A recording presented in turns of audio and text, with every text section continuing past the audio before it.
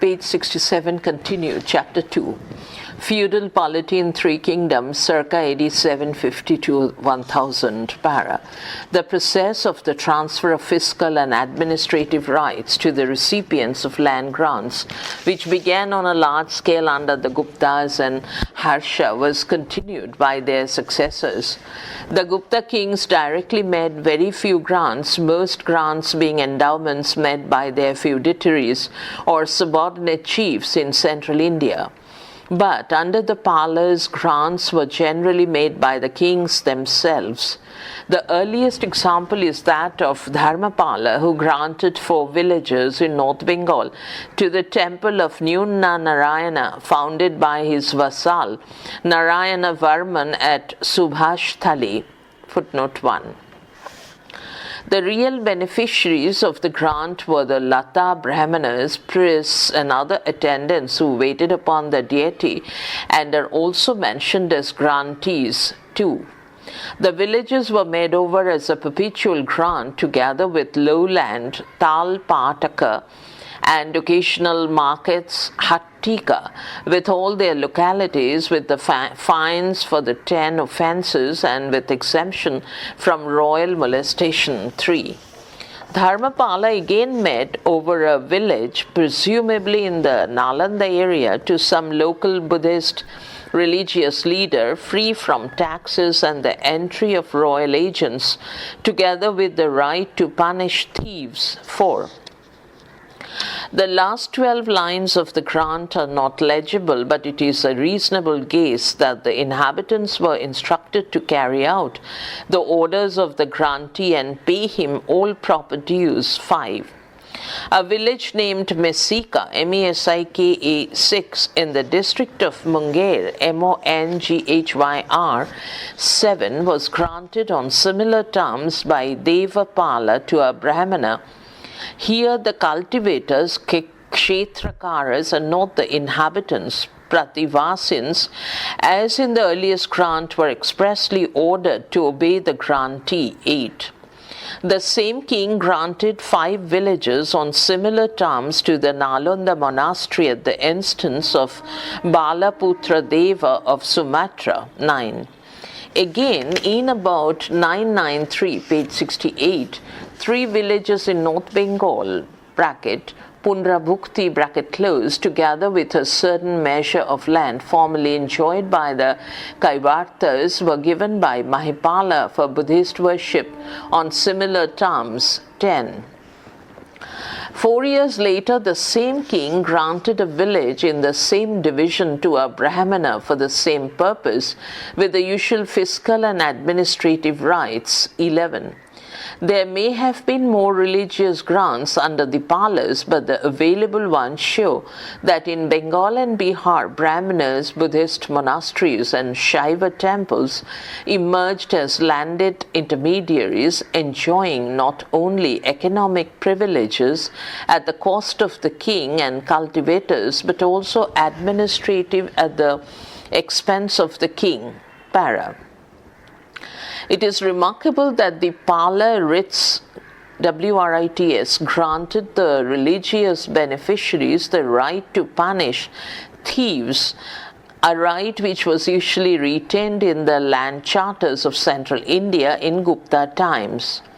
Further, they were also authorized to punish 10 offences, bracket, covered by the term Dasha Pradha Danda or Dasha Pachara, bracket close, stop.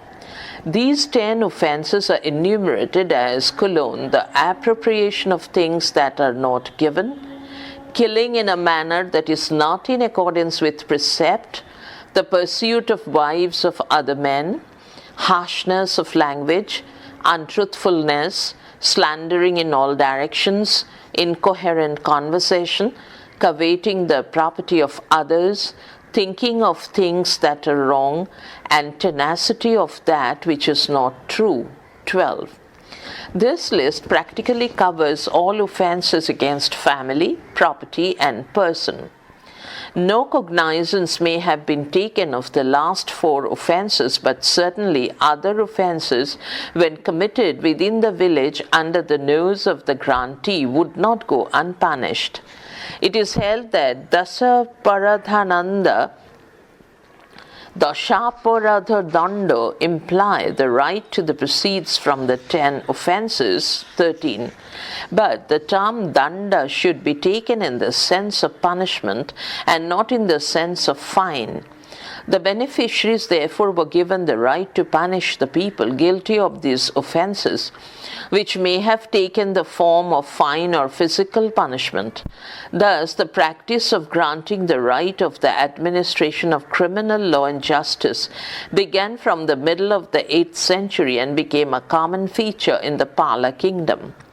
Without doubt, religious elements came to be vested with such fiscal and administrative powers as they never enjoyed before in Bengal and Bihar. Para. During the same period in Pratihara, rulers made several land grants to Brahmanas in northern India. Page 69. In 836, an old Agrahara grant in the Kalanjara Mandala of the Kanyakubja Bhukti was renewed by Bhojadeva I. The grant had been made by a feudatory with the approval of Nagabhata II, but had fallen into desuetude on account of the incapacity of the local legal officer in the reign of Ramabhadra.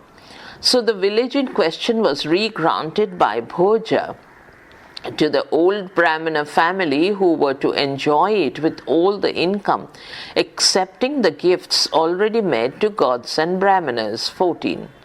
A second grant of village as Agrahara was renewed by the same king in Gurcharatara Bhumi. The grant had become ineffective under his great-grandfather, but was issued by Bhoja to the grandson of the Doni, D-O-N-E-E. 15. The two cases show that once made the grants became hereditary in theory and practice, and the successors of the original benefactor king were obliged to observe the grant even when they were made by feudatories. Mahendrapala, the son and successor of Bhoja, granted a village with all its income to a Brahmana in the district of Chapra, which at that time was included in the division Bhukti of Shravasti. 16. A village in the Banaras area were made over to a Brahmana on similar conditions by Mahipala in 931. 17. Mahendrapala II granted a village to a temple in Gwalior on practically the same terms, with the difference that it was bestowed along with its pasture grounds. 18. Para. Strikingly enough, the grants of villages made directly by the Pratihara kings do not specify the various agrarian and administrative rights which are made over in the Pala charters to the Donis. They merely transfer all the income of the village and, like their Pala counterparts, enjoin the villagers to obey the grantees and pay them all dues. The Pratihara kings made the above-mentioned grants on religious grounds, but whatever their intentions, there is no doubt that they gave rise to landed aristocracy between the king and the cultivators. Para. The process seems to have been built still stronger in the kingdoms of the feudatories of the Pratiharas. In 893, Balavarman, son of Avanivarman I, the Chalukya vassal in Kathiawar, granted a village to the temple of Tarunaditya Deva along with the fines to be realized from persons convicted of 10 faults, not to be entered by royal agents, along with taxes and trees and some other privileges which are not clear. 19. Page 70. Another Chalukya feudatory of the same line, Avanivarman II, with the approval of the royal official Dhika, D-H-I-I-K-A, bestowed another village on the same god on the same terms. 20. In 914, Dharani Varaha, a Chapa vassal in eastern Kathiawar, granted a village to a teacher as reward for learning on the same conditions as the Chalukya vassal had done. 21. In 946, at the request of a Chehmana vassal, a village was granted to a sun temple by Madhava, the governor of Ujjain. 22. The conditions of grant were somewhat different, for it carried with it the additional right to the enjoyment of timber, reservoirs of water, and certain new taxes, skandhaka, marganka, margganaka, etc., footnote 23, the significance of which is not clear. Finally, we may take note of the grant of a village in 959 made by a Gurjara vassal of the Pratiharas in the Alwar area to the Guru of a Matha and his successive disciples. 24. The above instances show that the practice of religious grants was more widespread in the kingdom of the feudatories of the Pratiharas than in the regions which they governed directly. The grantees were charged with the duty not only of maintaining law and order in the villages, but also of realizing various revenues which could not have been possible without engaging subordinate staff for the purpose. Thus, in parts of Gujarat and Rajasthan, religious grantees emerged as landed intermediaries in charge of police and fiscal administration. Para. The Rashtrakutas, who ruled over the whole of Maharashtra, southern Gujarat, and parts of Karnataka, seem to have made more grants of villages to temples and brahmanas than the Palas or the Pratiharas. Instances of these grants are available from the beginning of their rule. In 753-54, Danti Durga granted a settled village in the Kolhapur region to a Brahmana with the right to collect all the customary taxes, such as land tax, occasional payments to officials, etc., and with the right to punish persons guilty of 10 offences. 25. Similarly, in 806-7, Govinda III allotted to a Brahmana in the Nashik area a village with the above-mentioned rights, to which he added the right to forced labor and exemption from molestation by regular and irregular soldiers and from the entry of all royal officials. 26. All these concessions occur in his Paitan plates of 794-27 and are repeated in a copperplate grant of his in the Nashik district. 29. In 871, page 71, a village was granted on similar terms to some Brahmanas by Amogha Varsha. 29. Thus, once increased under Govinda III, the fiscal and administrative concessions granted to religious donis were maintained on the same scale for about a century.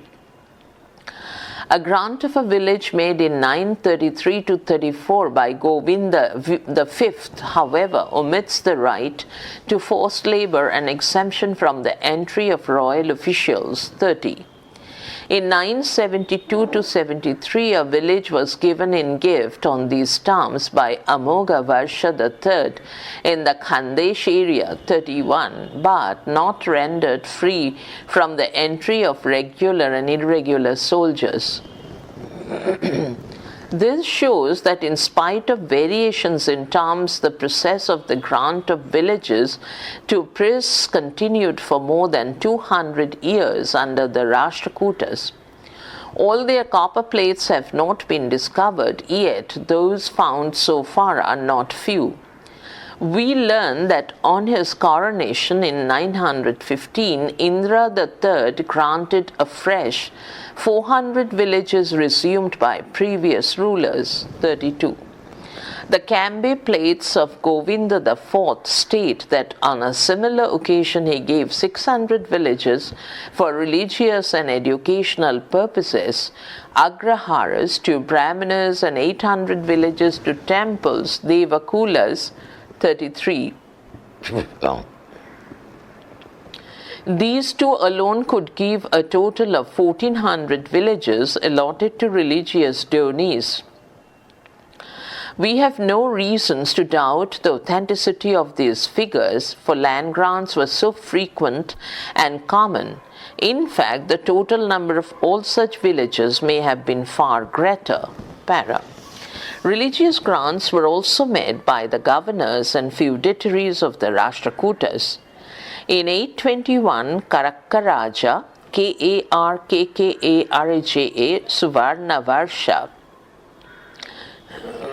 of the Gujarat Rashtrakuta branch made a perpetual grant of a field to a religious teacher free from taxes, not to be entered by regular and irregular soldiers and royal officers. 34. In 863, Dhruva III of the same branch granted to a Brahmana a village on similar terms. The beneficiary was also authorized to punish the persons guilty of 10 offences and to requisition forced labor from villagers. 36. These chiefs made grants independently of their overlord, but Bankeya, Bankeya, the governor of Banavasi, under Amogavarsha, prevailed upon the latter to alienate a village and plots of land in several villages in favor of a giant temple. 36. All told, the number of villages alienated by the Rashtrakutas and their vassals in favor of learned Brahmanas was considerable. 37. Para. The villages were granted in perpetuity, and the successors of the grantors were placed under the obligation of respecting these grants. Page 72.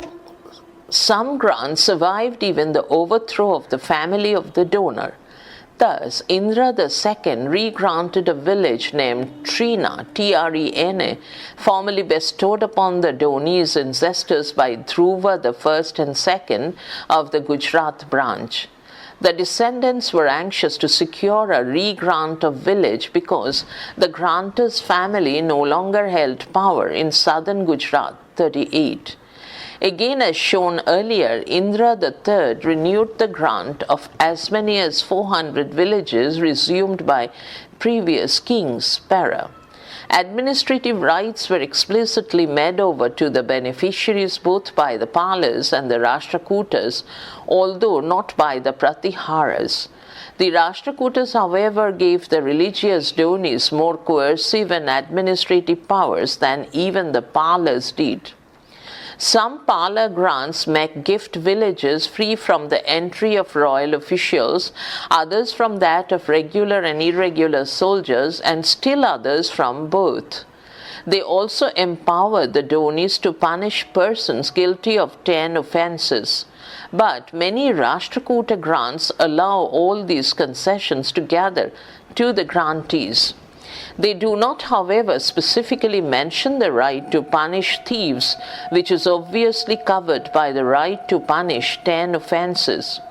On the whole, we get the impression that the religious donis were not only larger in number under the Rashtrakutas than under the Palas or the Pratiharas, but also stronger in administrative powers. Para.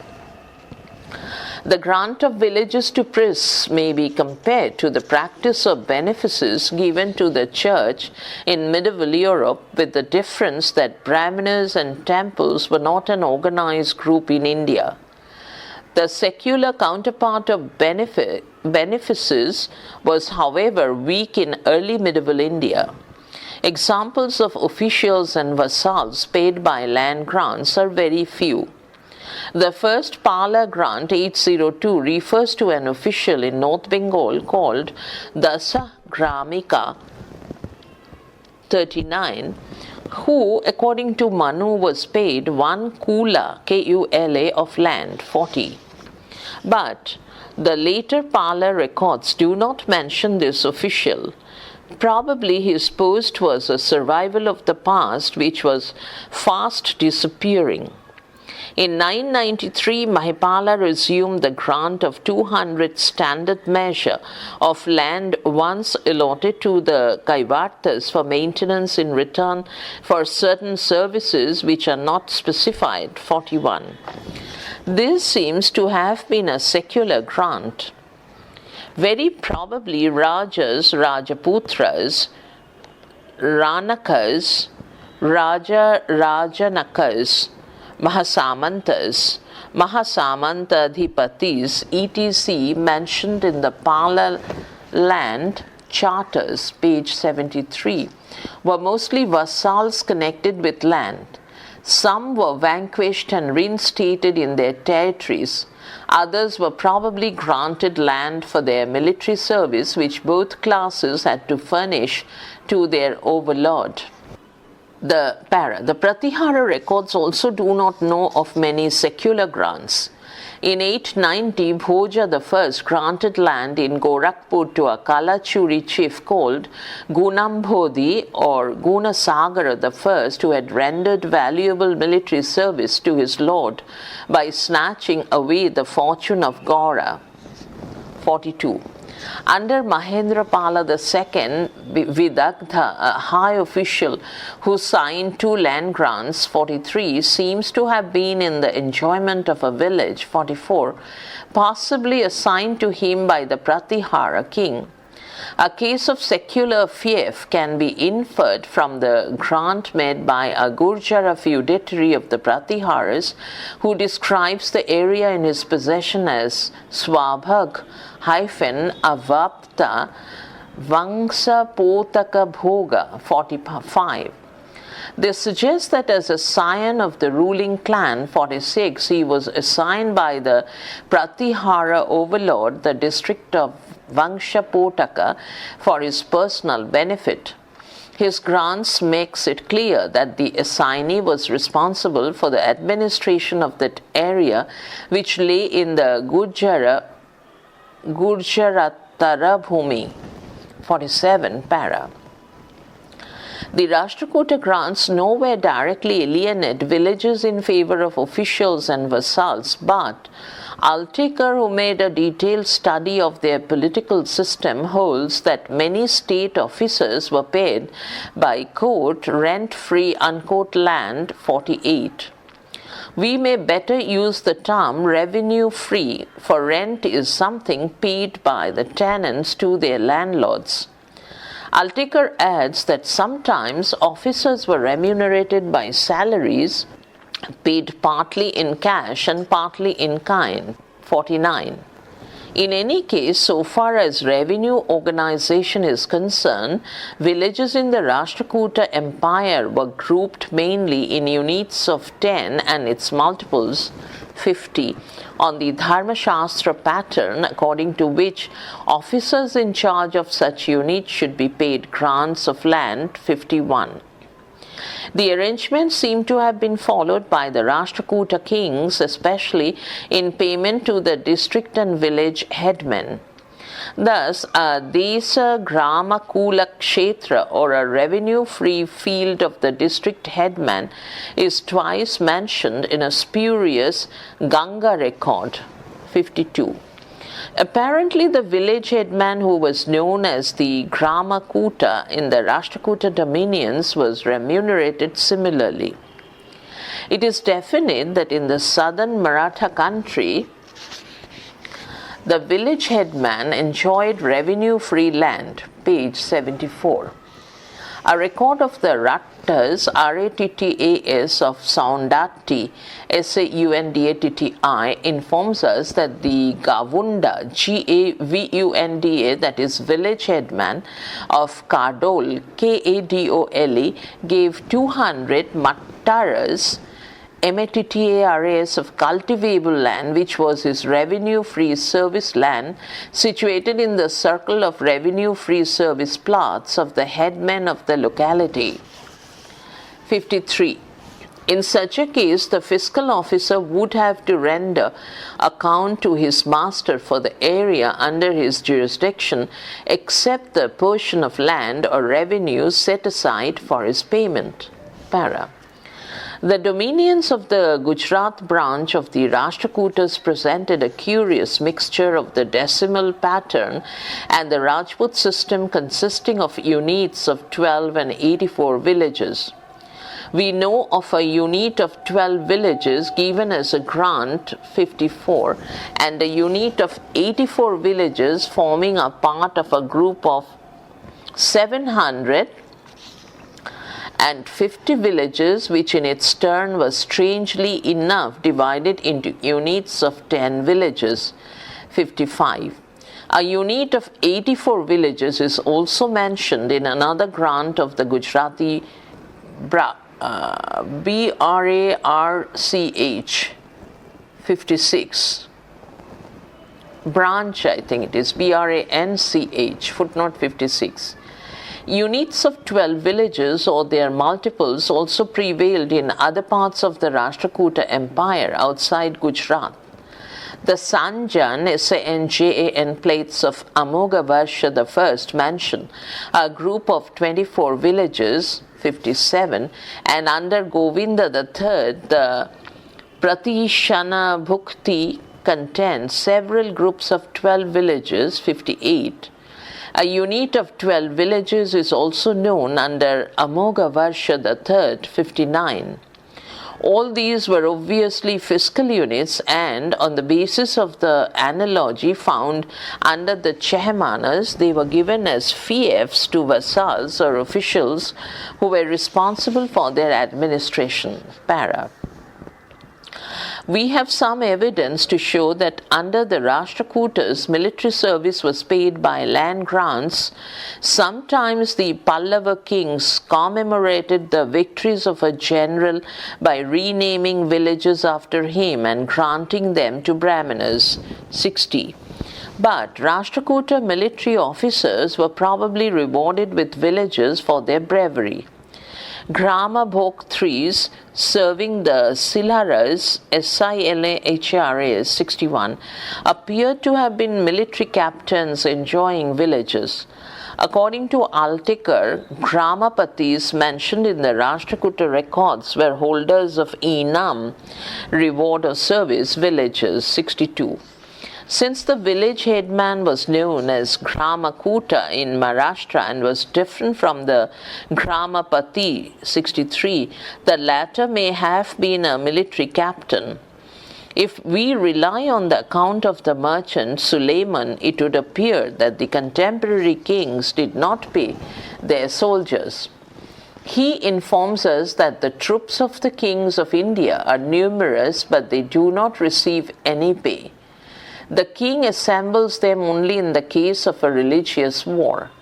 They then come out and maintain themselves without receiving anything from the king. 64. This applies to the troops supplied by the vassals.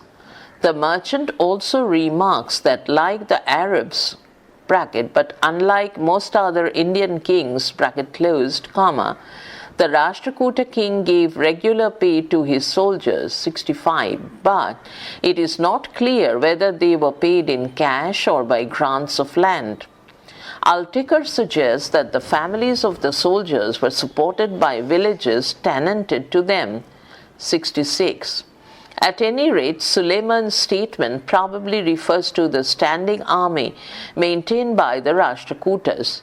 But perhaps the troops supplied by the vassals outnumbered those maintained by the king.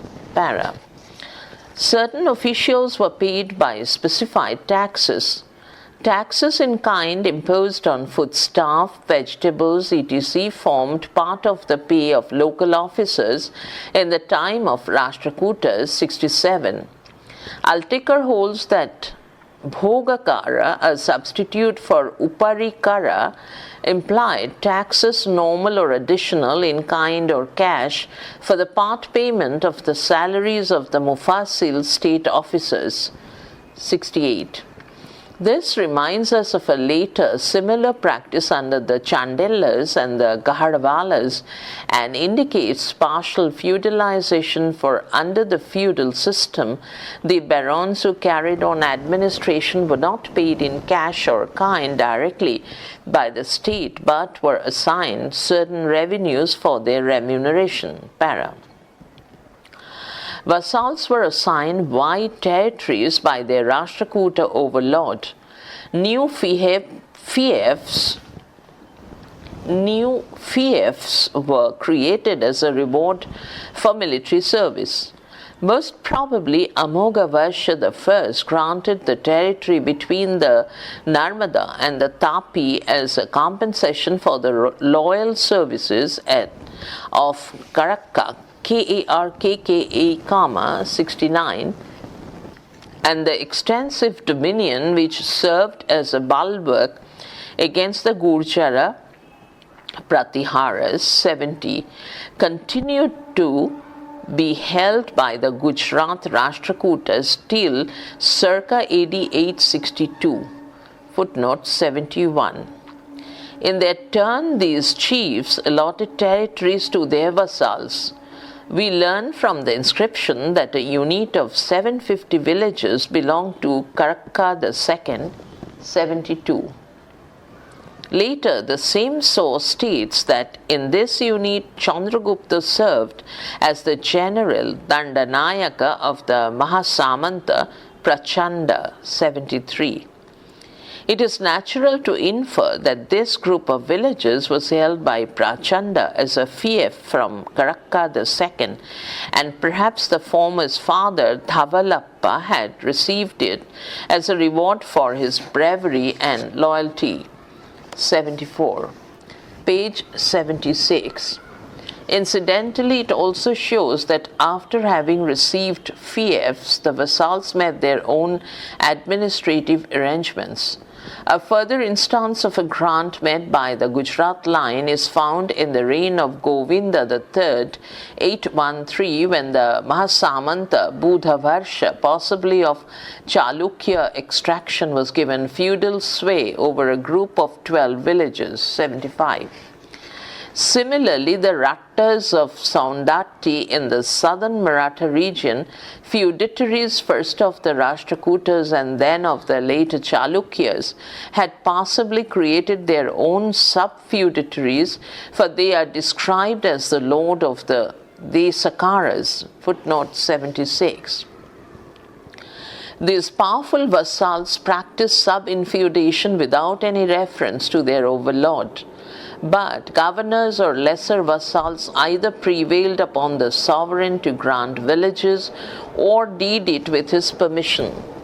On the application of Bankeya, the governor of Banavasi, Amogavarsha I alienated a village in favor of a Jain temple. 77.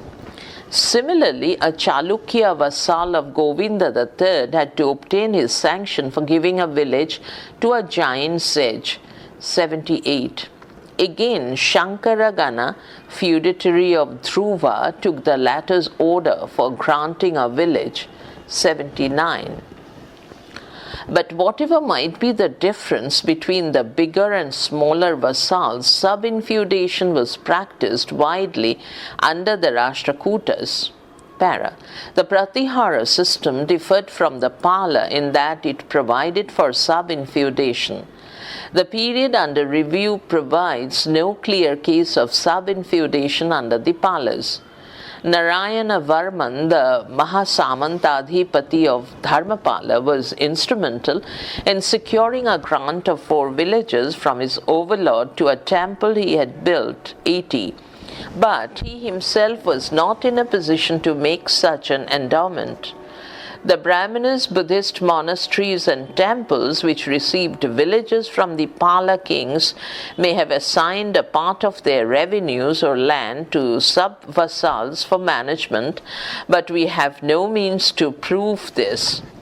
On the other hand, we have several instances of sub-infeudation under the Pratiharas.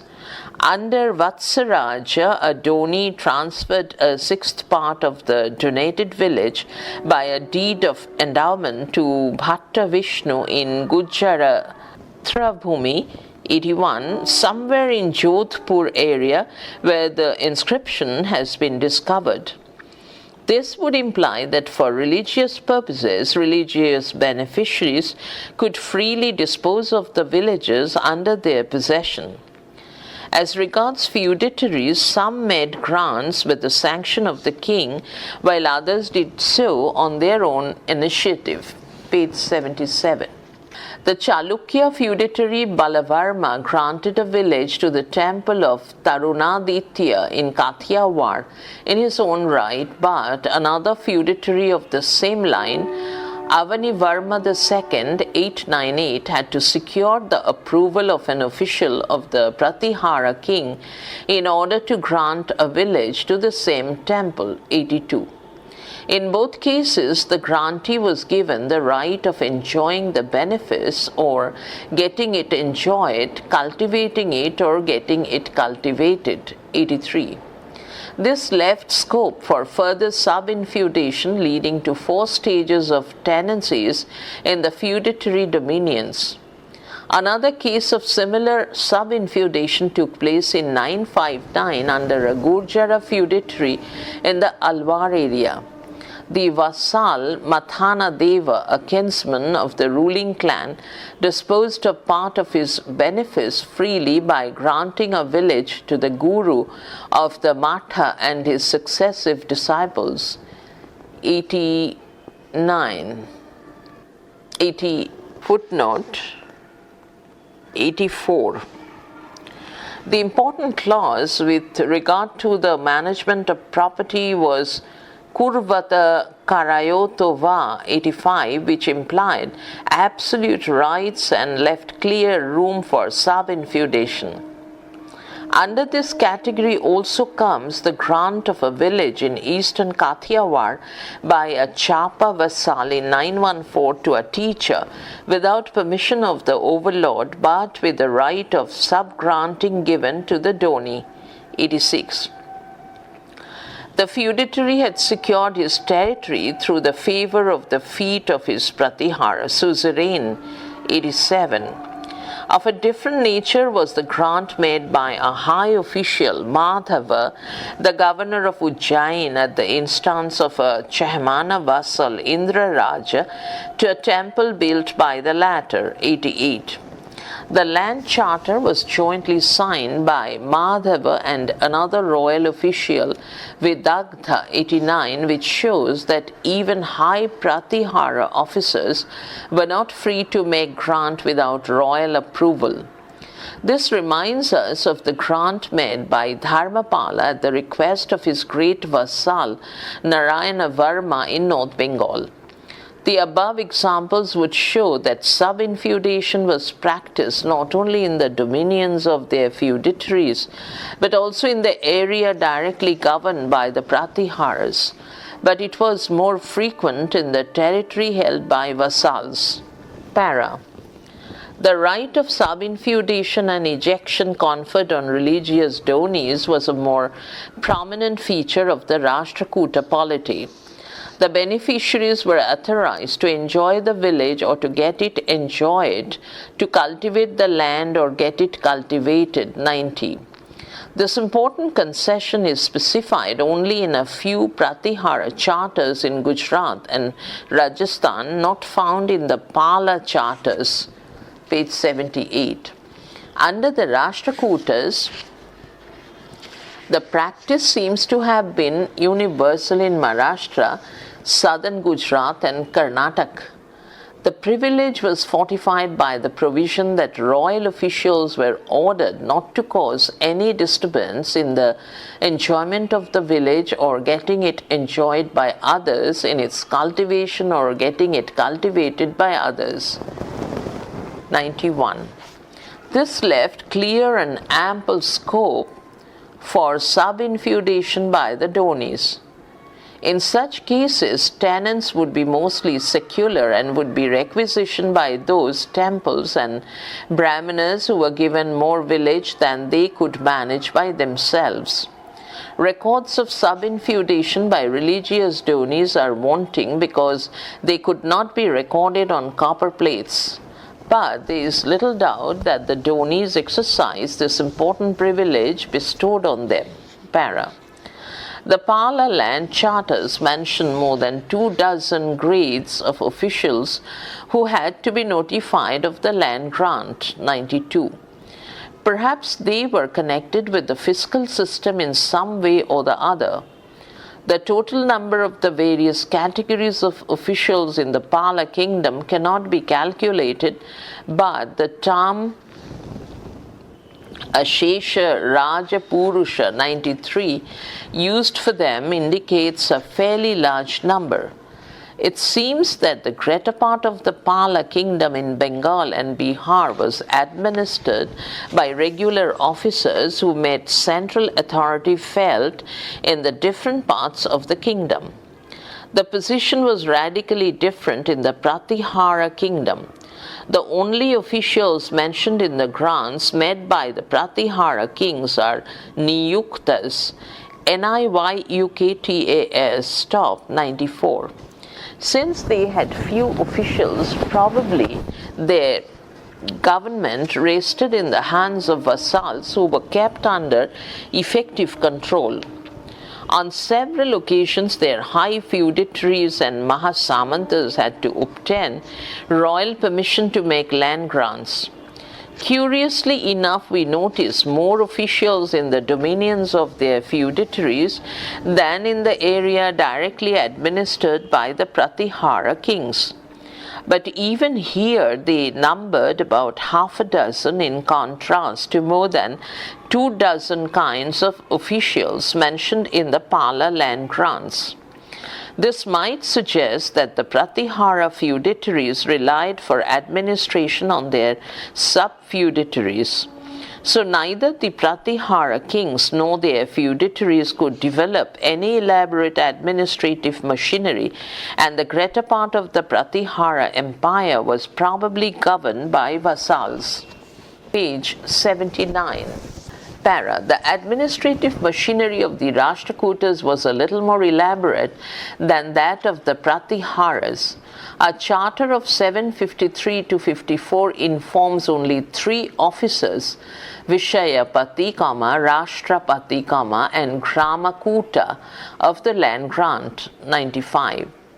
A land grant of Krishna I, 772, found in the Chanda district of Madhya Pradesh, mentions only the first 2 officers and the Bhogapati, 96. But a grant of 794 speaks of 2 new officials, Ayuktas and Niyuktas, 97, who usually appear in all later grants. 98. Thus, we do not come across more than 5 regular officers. It may be argued that the other officers are not mentioned because they were not concerned with the grants. 99. But if this analogy is extended to the Pala grants, it would imply that 24 Pala officials were connected with land grants, which does not seem to be reasonable. Really, the Rashtrakuta system did not provide for too many officers, for, like the Pratiharas, they mainly depended for their administration on their feudatories and vassals. This can be also referred from the absence of the names of the police officials in the Rashtrakuta records. Only the illegible print AN then something OLI hyphen CHHAROLI, Charoli, Unroli Charoli copper plate of Karakkaraja of Gujarat mentions officials concerned with thieves, Chor Dharanikas, 100. Stop.